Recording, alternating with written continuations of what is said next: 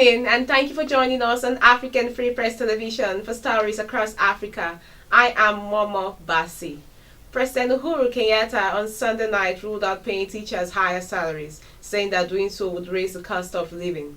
In a televised address from State House, Nairobi, the president said the government has taken the decision to close all schools to ensure the safety of children and safeguard the school properties in the wake of teacher strike, which started on September 2nd.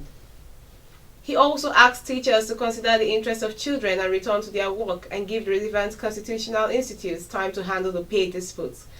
The public service, which has about 680,000 workers, constitutes 1.5% of the entire population but consumes 52% of all taxes collected in the past year.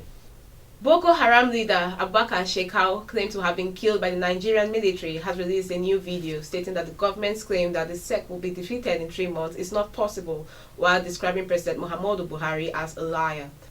Shekau, in a 25-minute recording in Hausa and Arabic, said that the military lied about Boko Haram arms being confiscated and the terrorists being chased out of their territories.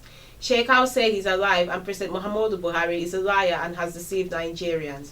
While affirming his loyalty to the Islamic State, Shekau stated that he was loyal and subservient to the group's leader, Abu Bakr al-Baghdadi.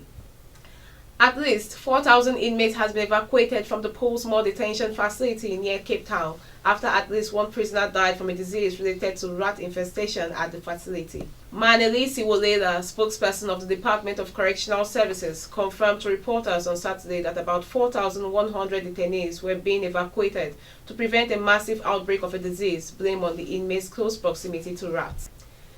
National Institute for Communicable Diseases (NICD) said the infection known as leptospirosis is carried in rat urine and conditions at the prison was likely to facilitate more infections. The latest developments come as the police and prison civil rights union condemned the continued inhumane conditions at the Pollsmoor prison, describing them as a matter of national concern.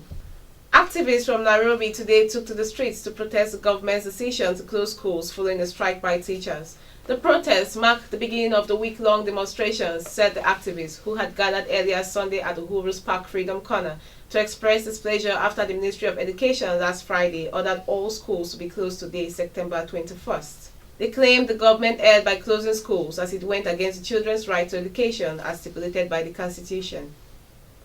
The protest, dubbed Week of Range, would be one of the various protests against the government expected this week after the opposition court obtained permission from the police to hold a demonstration in Nairobi on Wednesday in support of the teachers who went on strike over 3 weeks ago.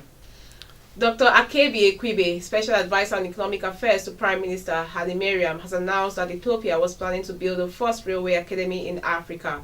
The aim is to build up qualified expertise in the field of railway engineering to run the railway projects now being undertaken in Ethiopia. Dr. Akebi said that $39.3 million had been acquired for the construction of the training center from the Chinese government. He also noted that the academy could serve as a center for training for other African countries. General Gilbert Diendere, who led the coup in Burkina Faso this week, insists on remaining in power until polls are held. He made the proposal at talks brokered by West African mediators in the capital, Ouagadougou. On Saturday, one of the mediators has spoken of a breakthrough and hinted at a new transition government re-extending interim president Michael Kafando, as at least 10 people have been killed in clashes since Thursday's coup. The overthrow of the civilian interim government carried out by the Presidential Guard was widely condemned, and Burkina Faso has been suspended from the African Union. Mr. Kafando, who was initially held by the coup's leader, is now free. However, other questions remain, including the fate of Prime Minister Isaac Zida, who was also detained. Egyptian army has begun to pump water from the Mediterranean Sea into the underground smuggling tunnels connecting Sinai with the Gaza Strip. Security officials say the operation is aimed at ending smuggling to the Palestinian territory. Gaza, administered by the Islamic Hamas movement, remains under the tight barrier imposed by Israel and Egypt. The government in Cairo last year began to destroy hundreds of homes on the Egyptian side of Rafah, which links both Sinai and Gaza, in order to create a buffer zone. Egypt President Abdel Fattah al-Sisi is ardently opposed to the Muslim Brotherhood movement, having deposed former President Mohamed Morsi, a member of the group, in 2013. Hamas is widely considered an offshore of the movement. The tunnels to Gaza are used to smuggle both goods such as clothing and other products, as well as weapons.